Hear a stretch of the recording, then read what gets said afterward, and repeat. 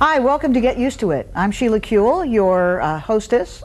I don't know ever what to say, but Get Used to It is a show about things that are of interest about the gay and lesbian community, the gay and lesbian, bisexual, transgendered, and questioning community. And the reason that I'm going on so long in this introduction today is because our subject is a difficult one for me, for America, I think, for our community, and probably for everybody. And that issue is death. Don't touch that dial, because it's an interesting, textured issue. And the reason that it's come up for us on Get Used to It is because last week we lost one of our co-producers, a wonderful woman named Jody Curley, and we're going to do a tribute to her next month. She was a wonderful activist in our community, and you'll learn a lot more about her in our next show. But it just got me thinking about the way our community has experienced so much death, and certainly in the lifetime that I've had because of HIV and AIDS, and question about whether that made a difference to our community, in our community, in the face we showed to the world, the lessons that we learned, etc. And that's what we're going to talk about today, probably even more wide-ranging than that, because I have two incredible guests. Michael Kearns, who is an activist, an artist, an actor, a writer, a philosopher, a good friend, a dad, and actually a man who has not only gone through the experience of so many of us of losing so many friends to this epidemic, but has also spoken and written about it in his work in the theater. Welcome, Michael. Thank you. Thank you. And my other guest, Torie Osborn, one of our stalwarts on the show because she always has something great to say. Torie is the executive director of the Liberty Hill Foundation, former executive director of the Gay and Lesbian Community Center, and young as she is, a longtime activist who also went through this epidemic and others with our friends and neighbors, and has a lot to say about it as well. So I'm going to start with you, Michael. You heard my introduction, and it's an awkward subject, death. People don't talk about it much. Our producer said, our director said, gee, I think I'll be totally bummed out at the end of this show. No, I don't think so. I think that death is beautiful and passionate, dramatic, romantic, sweet, bittersweet, energizing. I think it's a lesson. I also think it's ugly and horrible and sad and tragic and something to be afraid of. However, we have to look at both sides of it, and I think if anything, AIDS taught us that it's not just an ugly, to be feared thing that happens. It is going to happen to every one of us. And I think that we need to look at the balance in the situation. I think that what has happened now in the past few years is we've taken a rest from death because we were the onslaught was just simply too great. And I think that we're back in sort of a denial phase that nobody's going to die and we're not going to die, and as long as we have muscles and tan and we're going to hide this epidemic. And I think that that's a danger in and of itself. But I think that there were many lessons to be learned. I have always been attracted to death in some way. I mean, as a kid, I used to visit graveyards. And I loved the drama. I loved looking at those headstones, figuring out what was the year, and then, oh, his wife died after him, how many years? And I mean, it was like a novel was contained in just 2 or 3 headstones. And if a kid died, oh my God, how did the kid die? It seemed to me to be such a rich subject. So I've never really had those feelings like, don't talk about it. I like to talk about it. I mean, why do people go see La Boheme? Why do we love it in movie. Why did they go see Love Story you remember? I mean, we love it when it's separate from us, but maybe it's the fact that, when you have to touch it or sit by it or hold it, it becomes pretty confrontive. But I also think that's where the beauty is. But you made a point to me earlier today when we were talking about how we were going to talk about this. There may be some distinction between talking about death, which is very personal because it often starts with thinking, oh, but what about my death? Or I just lost somebody. And the process of dying, which you were also talking about, which is really Love Story and La Boheme and the stories that we think about about how are people facing their death, and we think that that's a brave thing or a sad thing, but it's really because of the way we think about the end. I mean, we had a lot in the community to do with learning about that process. And what did we learn? I mean, you know, all the platitudes about having your house together, your life together, I mean, I hope we learned from that. I mean, you do have, I mean, all the corny things, you do have to tell people you love them. I remember at the height of AIDS, I mean, this is the truth, during that period of, say, 85 to 95, I remember almost every phone call ended with, I love you.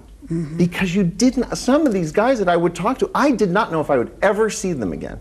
That's over now. That doesn't happen. Why am I not saying I love you now? They could get hit by a car. But I remember, I love you, I love you. You know, and this just, am I going to lose them any minute? You know, who's going to not be here tomorrow? And that taught us to express those things that now have gone unexpressed again. And that, you know, I sort of miss that. I certainly don't miss the people dying. I'm not saying that. But you know what I'm saying. And that whole process of learning to be compassionate, learning that it didn't really matter, you know, how much money you were making that week. It mattered that you were sitting by this person's bed who was dying. You know, screw everything else. I have to be with this person, holding his hand or her hand. I have to be present in this moment. We've lost some. I've lost some of it, I'll admit. I've lost some of that, you know, really focusing on what's important. That's it, prioritizing our lives. That's what people who are dying learn. They also become more of themselves, which, you know, I mentioned to you. We always used to think that death would make a horrible person sort of wonderful. No, no, no, it makes them more horrible. Only at the memorial service. Right, forget where suddenly they really are wonderful. If you're a monster in life, you'll be more of a monster in death. But if you're funny in life, you'll be funnier when you're dying. If you're sarcastic in life, you'll be more sarcastic. And that was just like this great realization. For me, thinking, well, I might die tomorrow, it's like I didn't want to change. You know, I wanted to maintain who I was. I didn't want to be maudlin. I wanted to be silly and funny and you know, whatever it is I am. Nuts! And wonderful.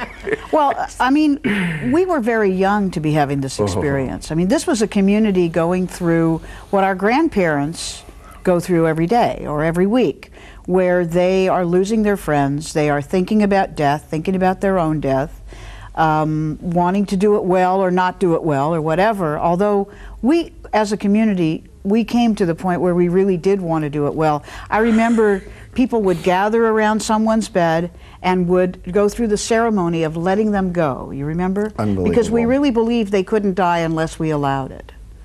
Well, you know, it's like that line from Boys in the Band, you know, it takes a fairy to make something beautiful.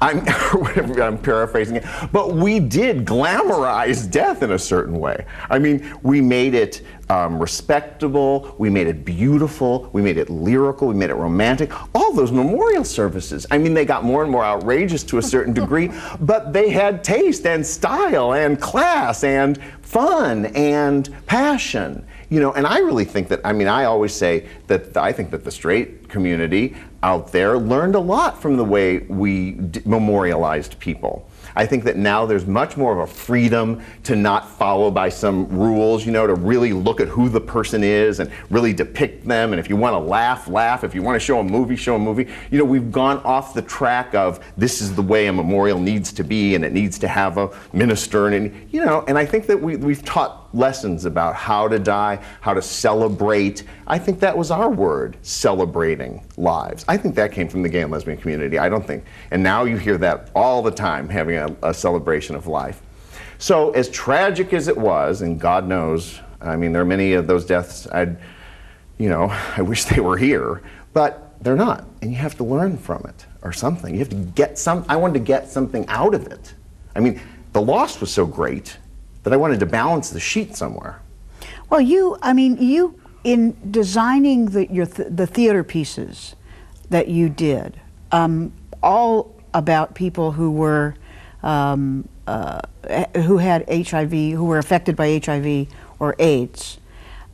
It was also about people who knew they were facing their death, and I'm certain that you, at some point before we started doing better around drugs and things, thought about this yourself. And believe me, even with the drugs, the thought process doesn't change. It's that period of time, whatever that length of time was, let's just say it was from 82 to 93, 11 years, 12 years of thinking, I'm going to die tomorrow. The drugs don't erase that thought. I still think there's a chance I'm going to die tomorrow. And that's not so, that way of thinking has its positive elements. I mean, when I say that I used to wonder whether I should order 500 pieces of stationery or 5,000, I'm not kidding. I would be at the stationery store now, well, how long will I be around and how many letters will I write? That's true. It sounds funny. It's true. And you would think like that. Well, now how much longer will I need to have, how many more shirts do I need for the rest of my life? That part of it's kind of over. But the gnawing sensation that this thing is in me, you know, coursing through my body, and that those drugs are no picnic either. I mean, no. You know, we know that the reality of that is that they're causing some kind of damage. I still think about the fact that I could die sooner than later, is the expression I use now, a lot. Mm-hmm. And mostly now it's in regard to, you know, having a 9-year-old child. Well, let's talk about Tia. People were probably surprised that you decided to take on the role of parent, and yet Tia wasn't the first time you had cared for a child. I'd done foster, but all the time. Talk about that a little bit. Well, it was very audacious, and it was maybe a little selfish, and the accusations were extreme, you know, I mean, vicious, horrible, mean-spirited comments that, you know, he's going to die and this kid's going to be abandoned. Well, 9 years later, I'm not dead. And I didn't know that, of course, but also this was a kid who, you know, could have been in 38 foster homes by now, could have been killed in the foster system that we live in. So I didn't take a child from a perfect environment and snatch her away and, you know, from a white picket fence and 3-car garage. And I took a child who had a questionable life to start out with. As it is, it's turned out great. You know, I said that I'd been around so much death. I'd seen a person go, you know, had 25 more days and 23 more days and 12 more days and 6 more days. I wanted to see that in reverse. Mm-hmm. I wanted to see somebody go from day 6 to day 10 to month 12 to 3 years to 5 years to 7 years. And it's been the best thing that I could have possibly done. Is it selfish? Yes. Is it more work and heartache and trauma and stamina needed and energy required than anything I've ever done in my life? Yes to that too. So, well, of course, I think it's wonderful. Well, the other part, Torie, of the community that we hear kind of stories about in terms of the HIV AIDS epidemic is the women's community, who was not affected, at least physically, by the epidemic, but there has grown this kind of story about what happened to the women, the lesbian community, which had been quite separate, really, from the men's community. Kind of facing this, seeing this, the guys go through this, and how allegedly it brought the communities together in a way that's been very powerful. Now we call it the Gay and Lesbian Movement, etc. But I'm not sure, is it mythology? Did it happen? What happened? Gosh. Well, a lot of things happened. I think a lot of the myths were, at least the original myths were kind of sexist myths. Like the guys were dying, or there were two. One was the self-sacrificing, self-abnegating feminine put the men first, ahead of their own needs. That was like lesbian feminist myth number one. Kind of gay male myth number two was, as the guys died, then the women, excuse me, took their places in kind of as leaders, as if leaders by default in our institutions.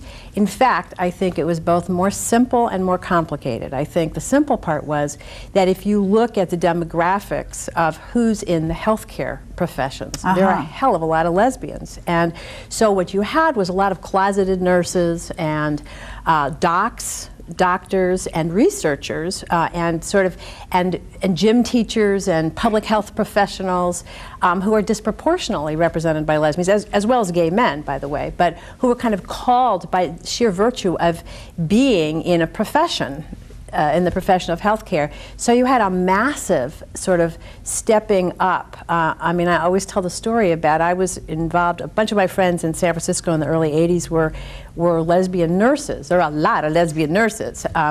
And they, before they knew what AIDS was, before they knew how it spread, you know, the San Francisco hospital was finding all these gay men were getting sick, and nobody wanted to work on the ward. Nobody wanted to work on the floor because they didn't know how to be transmitted. It was a dangerous assignment. And the entire support group of lesbian nurses, there were 9 women who all volunteered. They quit all their other jobs and volunteered. You know, the epidemic is filled with stories of this kind of heroism by the lesbian community. So part of it is that we were in healthcare. The other piece of it was so many of us, through our connection to the women's movement and our grassroots, between our grassroots organizing, our advocacy, our understanding of sort of family issues, and our broader political vision and history, brought that too. I mean, if you look at the political strands that tied together to form ACT UP, you had powerful gay men who came from, you know, Wall Street and the professions, who were privileged, who had education and power in the world, and suddenly faced, oh my God, discrimination, and you know, hell hath no fury like people of privilege who suddenly experience a fall from power. And so, but they knew how to take power, and they were fearless about power, and they had skills about power. Mix that with the lesbian influence, really, of grassroots organizing and 25 years of advocacy, whether it be in healthcare or on feminist issues. So those two things came together and made ACT UP. I mean, if you really look at the genesis of ACT UP in terms of sort of the politics or how meetings were run or how it happened, it was two very different, sort of across class, across gender, across political and actual life experience. But anyway, I think, excuse me, so the simple part was we were where the epidemic was happening, in healthcare, in political organizing and advocacy, which was necessary given the genocidal neglect of the Reagan-Bush years. But the other piece of it, I think, was, you know, we were coming out of the gendered 70s. Mm-hmm. We were coming out of a world where, in a sense, it had come to the end of itself. I mean, nothing stays the same. There's life cycles in every community, in every movement. And I can speak for myself. I mean, I'd been spending the 70s doing lesbian feminism and women's music, and I was ready to do something different. And when AIDS came along, it was, you know, it was a moral calling. I gotta tell you, I knew no gay men in 1982. When those lesbian nurses were sitting in my apartment in San Francisco talking about quitting their jobs and going to work at San Francisco General, I had 0 gay male friends. We lived in 2 separate worlds. Wow. We were Mars and Venus. I had not one gay male friend. But when the AIDS epidemic came along, I sure as heck knew, as a longtime social justice organizer and advocate, I sure as hell knew that we had a fight on our hands and that it was the right thing to do. I was not a healthcare professional. That wasn't my route into it. It was through activism. You know, it was a calling. It was the right thing to do. It wasn't self-abnegating, you know, like some sort of weird nurse Florence Nightingale trip. And so, but I think the truth of it is that I was thinking actually when Michael was talking, because lesbians did have a different experience of that 10-year, of that sort of the bell curve of the epidemic at its height impacting the gay community. And because it wasn't our bodies, for the most part, we used to exaggerate every lesbian that got HIV. Sort of became, a much bigger deal than it was. We've got it too. But the reality of it was we were allies, we were sisters, we were leaders. We were not experiencing, for the most part, the virus in our own bodies. We were not experiencing our own lovers dying. And in fact, as I used to say, I never even liked gay men. And suddenly, I fell in love with gay men, and suddenly they were all dying. And it was a very bizarre experience to open up one's heart and come out of the corner, from Venus and meet Mars, or from Mars and meet Venus, and suddenly be going through this intense experience together. I actually once got a phone call from, I won't name her name, but from a New York Times reporter who called me up when I was head at the center and had some public visibility on the AIDS issue, and said to me, my name is so-and-so, I'm a lesbian at the New York Times. How do you deal with being a lesbian in the middle of this epidemic? I mean, how do you deal with the survivor's guilt, the stress? Because we weren't allowed to have our own trauma about it in some way. And it was really, it was a very strange experience. Now, but here's the thing of it that I think it did knit together a new movement, new possibilities for a new movement, a new community. It absolutely obliterated differences that had meant so much 10 years ago, 5 years ago, 3 years ago. Our cultures came together. We had a lot to teach. We knew about advocacy, we knew about organizing, and we knew about family, and we knew we had tested our mettle in the 60s and 70s, and we brought, and gay men needed our skills and our leadership. The piece of it that we shared, even if it wasn't my lover whose hands I was holding, it was my new brothers, these guys that I had come to love, who suddenly I lost in such a short period of time. The intensity, the power of purpose, of a sense of something larger than ourselves, of uniting shoulder to shoulder, of that extraordinary experience where you really don't notice gender or race or differences that society puts, where what you know is that you have a cause and that you're building something. That together, day in and day out, you're building the community response to AIDS. We knew we were at the edge of something. We knew we were taking on the FDA, this bureaucratic, encrusted systems, and we took them down, and it was actually the first time since the war in Vietnam, since being part of a generation that ended the war in Vietnam, that I felt a similar sense of solidarity with other people and having an enormous impact on society. And that meant a lot. Well, I saw also a kind of a sort of a crossover feeling in a way, and again, experienced from the sort of lesbian side of the coin, but lesbians thought that gay men were so trivial, were only interested in sex, were having parties, etc. before this epidemic, and they were. may not have been far from the truth. We, on the other hand, were dealing with things that were, if they were not quite death, they were severe battering of women.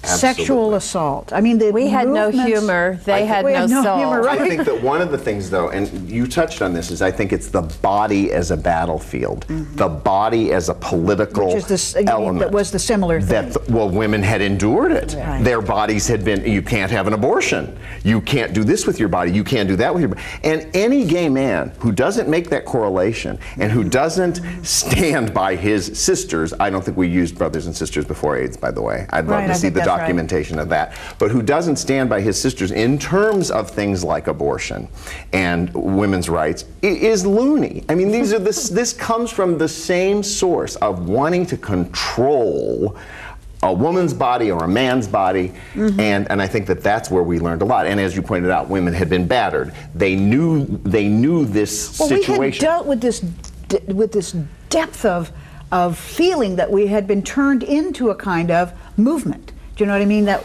it wasn't just one woman, it was a lot of women, and then it turned into this movement, and we had this seriousness, incredible seriousness and intensity about it that I think we brought to it because we already understood that this would be a battleground, be a political battleground, an organizing battleground, etc. Sexual and battle. we saw the men change around this, don't you think? Absolutely. Oh, completely. And I mean, but let's talk about death. Let's talk about what actually happens when you experience death in daily life. I mean, your heart breaks open, you feel the capacity to love at a more intense way, you feel more spirituality, whatever that means to you. You learn about, God, surrender, loss of ego, priorities, what really matters. I mean, how many of us, how many people said to each of us that they learned that, friends mattered, lovers mattered, act up demonstrations mattered, money didn't matter. I mean, how many times did we hear the success, materialism, individualism, fame, all the things that society values just, didn't matter. And I think that the beauty that Michael talked about living day to day with death created a kind of an intimacy, a connection, an intimacy, a bond. You could go to any gathering or party any time during that and have kind of an intimate conversation with anybody, with any stranger, because of that shared experience. And often it was specifically about Paul's dying. And then you had an immediate connection with that person that was deep and layered and textured, and you could just go right into their heart or soul just in saying Paul's dying, 2 words. We all know Paul's Pulmonette. I mean, now, we have a lot of young activists now in our community. They were not alive or active during this time that we remember. Do you see a difference in their approach to this, or I mean, do we know? I don't. It would seem to be very hard in a way for them to kind of get it, not having gone through it. And death doesn't have much meaning for young people anyway, unless they're right in the middle of an epidemic, like suddenly we were. No, and in terms of HIV AIDS, I mean, it's just there's a lot of judgments can be easily made about why aren't they all having safe sex, and why are they doing this, and oh my God, those stupid kids. And they didn't live through it. They're 20 years old. I mean, you get to read a manual on sex, and it's a gray area, sex. It's not black and white. It's it's not Nancy Reagan saying just say no. It's a complex. And these, they didn't sit by those bedsides. They didn't deal with vomit and diarrhea and all the horror of it that we had our hands in, literally and figuratively. And you can't expect, they have to live their own, learn their own lessons. I mean, God help us. I don't want to see another generation dying, but I don't want to judge them either, and expect that. We can't cellularly pass on what we've learned. Unfortunately, I think some of it's probably there. Some of the pain, some of the anger, some of the heartache, but I don't know what's gonna. That's why I'm the one who said at one point. I said when I found out I was positive, it was like the movie went from black and white to color. And I got a lot of flack for that. He's saying it's a good thing. Well, I wasn't saying it was a good thing. Color can also be horrific if something goes from black and white to color. It can be scary and too bold and too technicolor. But it did change me in a way that, for whatever reason, it happened, and I am now grateful for it. I've said that to you before in some way. And I'm grateful because I learned, and if I die tomorrow or today or whatever, it now, clearly, AIDS has made me who I am. Well, it seems like the natural state, maybe, the natural resting state of human beings is not to think about death. Not to have it in their daily life, not to have it in their daily anything. They're missing out. I mean, even though when I was a kid, we were taught that prayer that you say before you go to sleep. Now I lay me down. Now I lay me down to sleep. I pray the Lord my soul to keep. If I should die before I wake, I pray the Lord my soul to take. And I thought, I don't think I ever thought about what I was saying. Right. It was pretty just complicated. Something to say. I certainly never thought I was going to die before I woke, but maybe the natural resting state of human beings is not to think about it, is not to live in that. I think that's probably true. I think that denial is a very human and functional coping mechanism. I'm just struck by the society that we live in today, which has such a taboo on death. I don't know enough about other cultures and lots of other cultures to know, but I bet we have one of the most death-denying cultures. We also have one of the most violent death-dealing cultures. We have, I mean, if you look at what's happening in the United States, the sole empire in the world and the one economic and military power pushing its weight around. In a sense,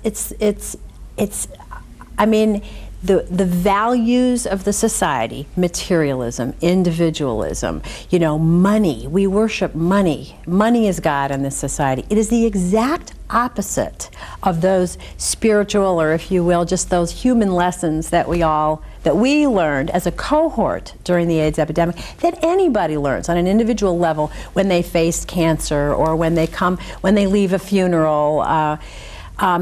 The human lessons that come from dealing with death are about love, about family, about purpose, about meaning. They absolutely challenge the core values of society. And the thing I like to see, I mean, I don't know about young kids. I mean, I remember when I was young, I was sort of obsessed with death in my teenage years, like in my own little goth, weird way. But then I was terrified of it in my 20s, and then I lost my best friend at 27, and you know, they always say there's no death after the first. And then I kind of had to accept it at some level. And I think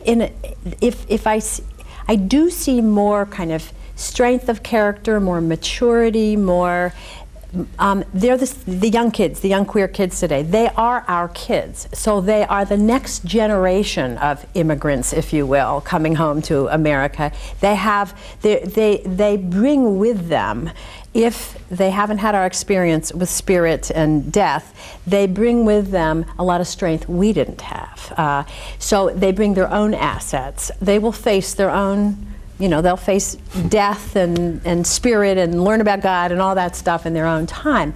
But I do think that between our generation, those of us who survived and continued to survive, because how many lesbians do we know dying in their 50s of cancer at this very moment? A whole other piece of it is it's not in the same thing, like a mass death, near-death experience, but it is encroaching, you know, in our friendship circle. And for me, my experience of my 50s is like mortality is very, very close. I mean, it's a whole different thing than one's 30s and 40s for me. But well, it's very true. I think aging, we were talking about this earlier, although, you know, I mean, no one would say we're sort of aged. I mean, I think of myself as middle-aged no matter how old I get, because fortunately a lot of people are living longer, and therefore That's I am right. middle-aged. You get younger every year. In order to be middle-aged, I have to live to be 126. But other than that, no problem. You probably will. I would give it a try. But it is true that there was a point for me where the people that I knew that died, it was an aberration. They died too young. This didn't mean anything except that they had died too young.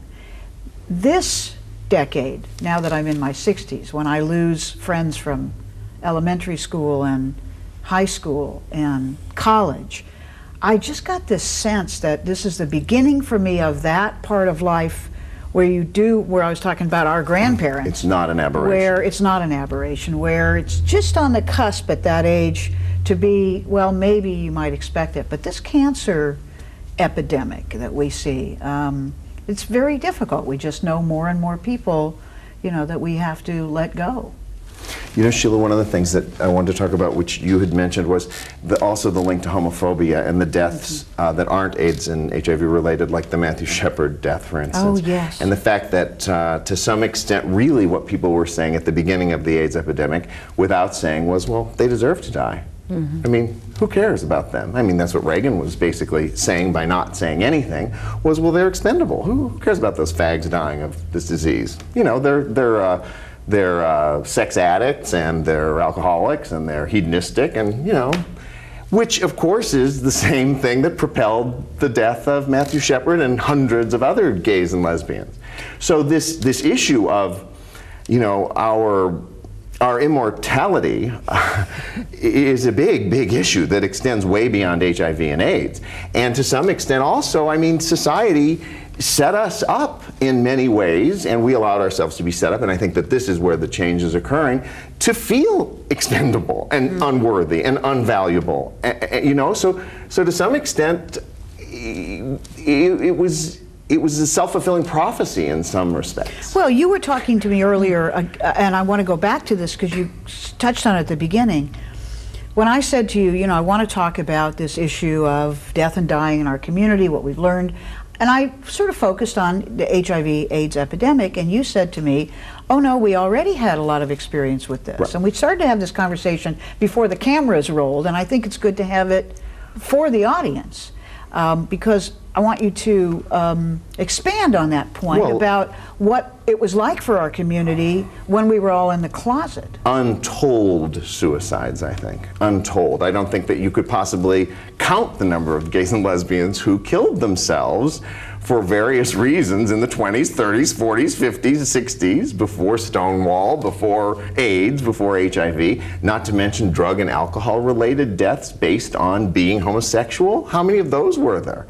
Murders that we don't know of, untold murders of some guy going in a bar and putting his hand on some guy, that shoot him in certain cities in this country and around the world. So I think that we've courted in some way, just by being homosexual, the idea of possibly dying earlier than later. I think it's been part of our makeup. Now, do we have to change that to some degree? Yes, because we have to consider ourselves too valuable and too worthy to allow those circumstances to happen, where we are bashed, murdered, not allowed to be where everyone else is allowed. So it really comes down to a huge, huge political issue. And one of the words, Torie gave a litany of beautiful words that we've come to embrace as a result of HIV AIDS. Well, another one is peace, not war. We don't want to hear somebody say, I'll bring him in dead or alive. We know what that is, dead or alive. You know, I was just thinking of that when we were talking about kind of the issues about priorities and values, and I mean, I shouldn't have been surprised, but I was incredibly gratified and surprised last year during that brief preemptive peace movement before the war in Iraq, how many gay people who I had associated not as activists or, you know, not people who had been involved in AIDS work, but were out in those demonstrations and were emailing furiously. They get it. They totally get it on some like intuitive level. The way we do business in the world is death, and it is not right, and it's not about the values that we learn the hard way to lift up. I think that's one of the lessons. And one of the things that you said, I was so struck by the silent death of just despair and self-destruction, and how many of us self-loathing and self-destructiveness and the alcoholism and the drug addiction and just the self-loathing, and we all know, and the closet is this death. It's like a coffin, right? The closet is a coffin. It is a coffin. And so that in a weird sense, the whole process, just even of coming out, and you know, let alone finding oneself, you know, at a peace demonstration when you only ever did something about AIDS. But there's a continuum that you can see that's kind of been telescoped over the last 10 or 15 years of extraordinary, you know, blossoming of the community and making the connections. I mean, and making what's our connections favorite between t-shirt? different issues. What is our favorite T-shirt? Silence. Silence equals death. death. Right. And I think when you said the closet is really a coffin, that'll be our next T-shirt. That's our next T-shirt. Could you get on that, somebody? A little get used to it store. Okay. But I was also thinking when you were talking about the people making the connection about not wanting to participate in death dealing like a war, there was another example, I think 2 years ago, the death penalty statute in California, in addition to a number of mitigating circumstances, allows the death penalty to be applied when it's a hate crime, murder, based on race or ethnicity. And we wanted to add sexual orientation, disability, and gender.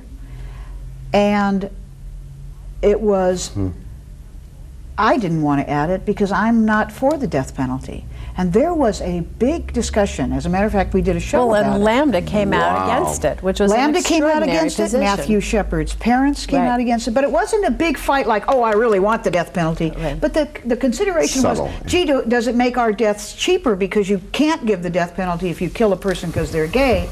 But the community actually, after a very thoughtful and long discussion, decided they did not want to participate in the death penalty. And they wanted it to be an aggravation of a crime, and therefore it's parole without, life sentence without the possibility of parole, which is also the most serious we do next to that. But it was such a statement about not wanting to participate in giving or doing death.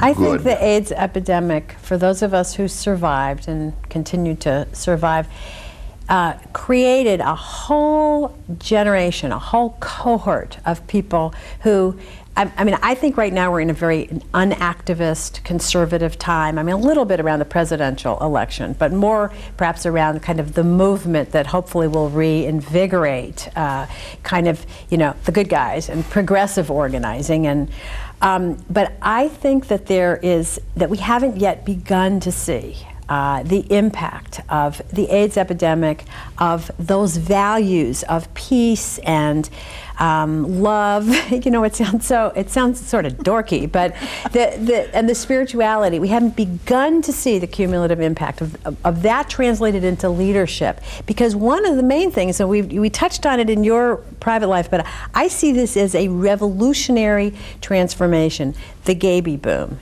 the amount, and Huge. I absolutely connect it to the AIDS epidemic. It would have happened anyway, because people were coming into a certain age after a certain amount of generation being out of the closet. It would be natural to have a generation of parenting. However, coming together as it did on the heels and the aftermath of this extraordinary experience of death, it was the most life-affirming thing to have a community dedicate itself in all kinds of ways. And that's where the revolution is happening. It's happening in the PTAs, and it's happening on the playgrounds of these schools with all these kids of gays and lesbians, and that really is the front lines of the next generation, if you will, of the gay LGBT rights movement. And it's completely linked to this question of values, of creating leadership to represent those values, the values that stand in stark contrast to, materialism, consumerism, individualism, unbridled imperialism. They're now proud of that. It's insane. And the gay community hasn't, it's because it's become so much, I think, part of private life, and people, it takes a lot of work to raise kids, and it becomes kind of, it's not as much of a kind of collective or political collective activist moment for anybody, gay or straight.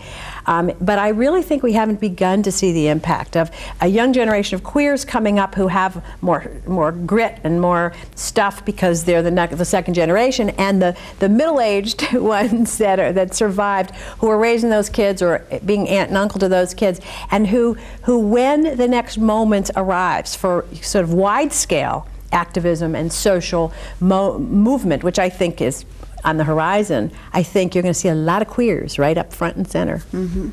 And a lot of these people who were not maybe friends with queers, who are as a result of being on those playgrounds. My being gay is not the point when I'm with all these kids and these parents. It really isn't. It's much more about advocating peace and advocating kids being creative and problem solving, and they're evolving at a rate that is healthy and culturally, etc. Nobody cares. It's absolutely true, Michael. When we went to the memorial service for Jody, our friend that I mentioned at the beginning of the show, at the after party or whatever at their house, the entire second grade class in which her son participates was there with their parents, and they had actually done an entire program at school with their teacher. They had a workbook, like a coloring book on when you lose a friend, what does that mean and how do you feel about it, and then they asked her son in the class to talk about her, what did she like, what was her favorite color, and it was an experience that these children had together. And when we were at her house, the kids were taking care of him. They were playing wildly up and down the stairs and everywhere, but it was like, oh, come play with us and come run with us. That's were so aware, and all the parents were there.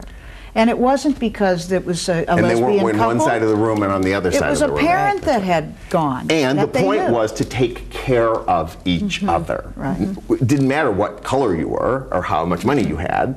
the point is to take care of each other. If we learn nothing else, Right. it's to take care of each That other ethic of in care. sickness and in health. Which seems completely subversive in this day and time where, you know, people are just obsessed with money and getting ahead, and although it's beginning to change. I mean, I sense changes in the air. I think it's beginning Well, to don't you think shift. it's always a struggle? I mean, we ignore death a lot. We don't want to think about it. We don't want to think that our life's going to end. And we don't want to only do good because we think our life's going to end. No. I mean, it should be, I'm going to live forever and I'm going to do good today anyway. But it does focus you. I mean, I can't even remember whether it was Shakespeare or someone else, you might know, Michael, that said, you know, nothing focuses the mind like impending death. I use that for lots of things, true, like deadlines. But I think, I don't know whether it's kind of a struggle to keep that in mind. You were talking about spirituality and how much more it's a part of your life, you know, as you get older. But I don't know, is there a relationship between mortality and spirituality? Completely. The ultimate letting go. What is death? It's the ultimate letting go. What is spirituality? It's kind of surrender. It's faith. It's believing something beyond yourself. It's the loss of ego. Humility. It's the ultimate humility. I mean, and there have been days, they haven't come recently, but where I just thought, I'm ready to die. It's okay if I die. It's just okay. And I have them now, but when I look at that kid, I don't have them so much. Yeah. But that's as much about me as it is about her. That's my selfishness too, because you know what? She'll be fine. I mean, ultimately. You know, and she can talk about it in a certain way. I mean, we've talked about the HIV and stuff now since the last time I was on your show, and you know, she kind of gets it. They get it. They're so smart and so unfettered and so unburdened by the stuff that we burden ourselves with. You know, that it's much clearer to them to talk about something like dying. I'm sure those kids were pretty clear about what happened at that party. You know, and sad and happy, and they didn't want to talk about it. Kids don't talk, you know. I mean, they play harder. Yeah, right. They played a little harder, and they were a little more exuberant, or whatever. Right. But yeah, they learned something. Well, do we? I guess the question of preparation. You know, people say I don't want to think about death because I think it'll interfere with my living my life to its fullest.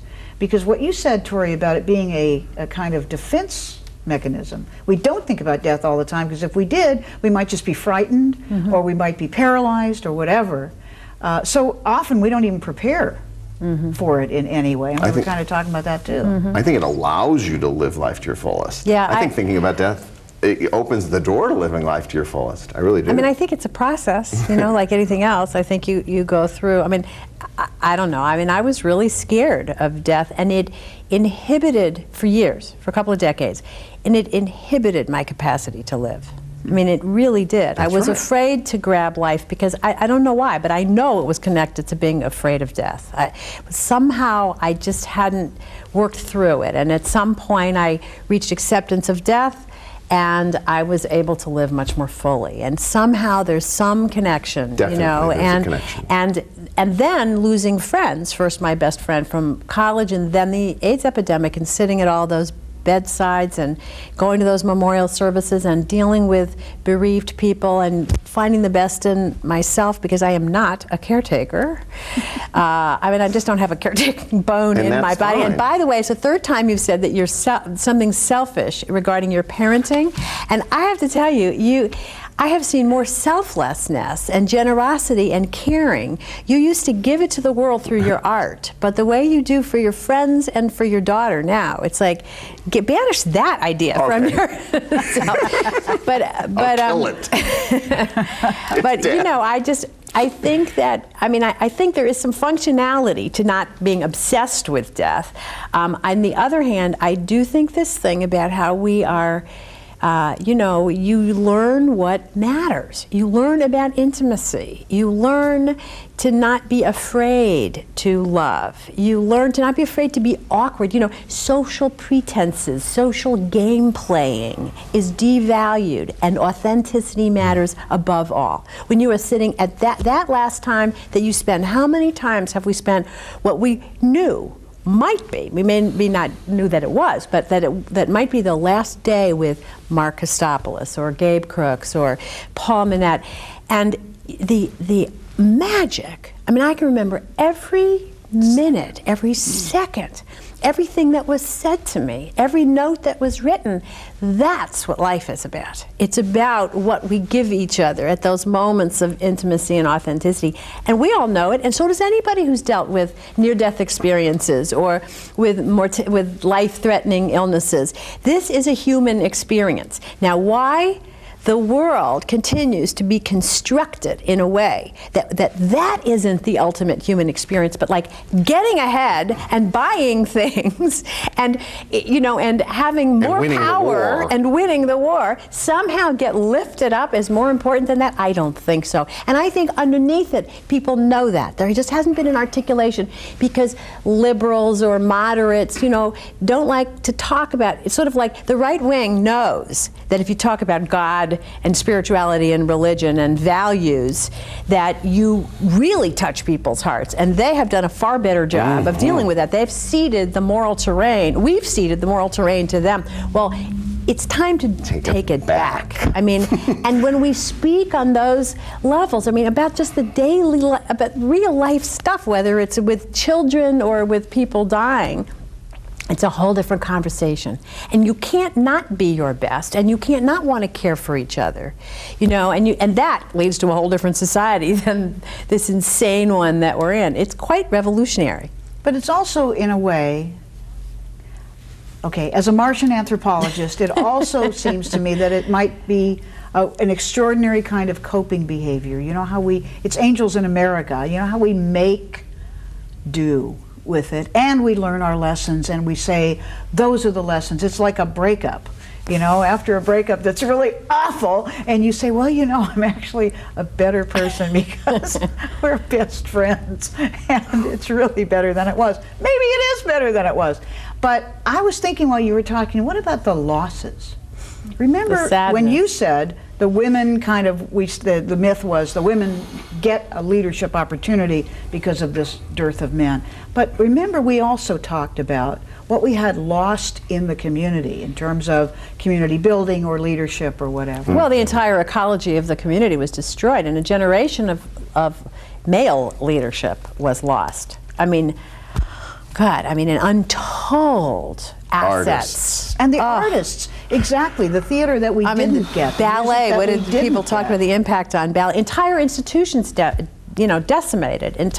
Our community was decimated. But I have to tell you, I mean, you want to talk about kind of survival and human greatness. I mean, we have emerged stronger and continue to move forward. Is this not still the most vibrant social movement today in America? Even culturally and artistically. I mean, it's amazing that it has continued and triumphed under these circumstances. I mean, it really is. Say more about that. Well, probably, maybe to some extent, it is a reaction to. I mean, again, I think that the people who survived and those who observed this are now just, you know, they're louder, they're more vociferous, they're more impassioned, motivated, etc. I mean, that's, you know, hopefully these people didn't die in vain. Mm-hmm.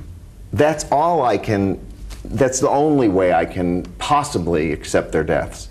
That somehow their deaths mean something, you know, in the big picture of the world. And I don't mean just the big gay lesbian picture, I mean the big picture. Mm-hmm. Same politically? I mean... Yeah, politically, socially, morally. I mean, you know, I really feel like we're living in two worlds. And the new one is kind of, it's like chaos. It hasn't yet been formed, and it doesn't have names, and it's global. This is not just about this country, it's a global, there's a new world being born, but it hasn't come out of the ether yet. It's in that creative chaos form. The old world is hardened. It's grasp on, you know, the institutions. You know, you have whether you have fundamentalist right wing of every major religion in charge of its political state, whether it's the Christian in the United States, the right wing in Israel, or in Islam. The three major religions of the world, their political arms are in control of the right wings. I mean, and then you have this, you know, unbelievable, out of control, global monopoly capital that like is now completely hegemonic. There's no alternative economic system. So it just gets to, you know, it gets to just railroad itself. In the name of globalization, globalization across the world. You have increased poverty, you have increased environmental destruction. I mean, the 12 Nobel scientists who said we have 20 years, guys, before the global warming permanently alters climate change. Hello, talk about death. We are facing mass destruction, and yet underneath it there's this life force, because there's always a life force, and there's something else happening. I think we're kind of on the cusp of a new, kind of global movement. Well, maybe what you're saying, and we're down to about 2 minutes, so I don't want to, I mean, that would be a whole show in itself, but I was just thinking while you're talking about, if we are brought to think about that more, and really come to believe, you know how they want to deny all this global warming stuff while the hole in the ozone gets bigger and bigger and bigger. That's exactly what you started the show about, denying death is denying global warming. Human beings, men mainly, are killing Mother Earth. Mother Earth is the nurturer of all of us. So we face death on a big scale. So this conversation ought to be writ large, because only in having it, there's a lot of hope. Well, I don't know where we could go from that was any better, so I just want to thank you both very much. This is just, this is a selfish act on my part. I invite the two of you to have a 1-hour conversation about a really good and heavy topic, and never am disappointed. So thank you, Michael Kearns. Thank you, Torie Osborn. Pleasure. Thank you all for sticking with us. I hope you did, because this was really interesting, incredible, and I guess in my signature sign-off I'd have to say, death, get used to it.